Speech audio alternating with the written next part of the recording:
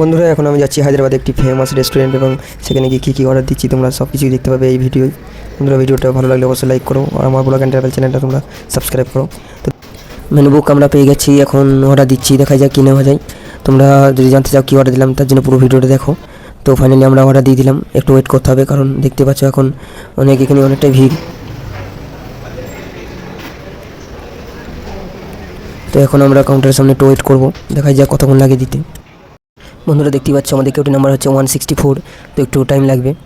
তো 15-20 মিনিট হয়ে গেল, এখন ওয়েট করছি আমরা।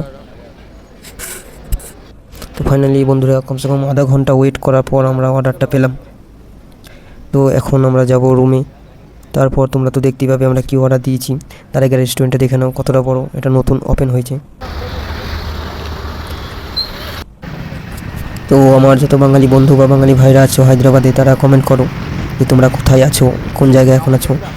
তো এখন আমি যাচ্ছি রুমে। তো দেখতেই পাচ্ছ আমরা একটা নিয়েছি সিঙ্গেল বিরিয়ানি, একটা ডবল বিরিয়ানি, একটা চিকেন 65 হাফ। তো কোয়ান্টিটিটা দেখতেই পাচ্ছ কতটা, এই প্রাইসও খুবই কম কারণ আমরা 3টে বিরিয়ানি আর চিকেন 65 হাফ নিয়ে 555 টাকা টোটাল আমাদের প্রাইস হয়েছে।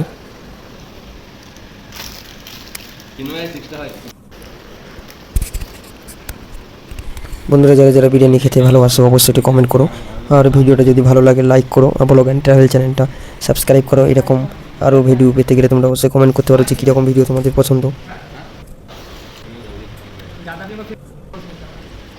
তো বন্ধুরা ভিডিওটা এখানেই শেষ করছি, দেখা হচ্ছে পরের ভিডিও।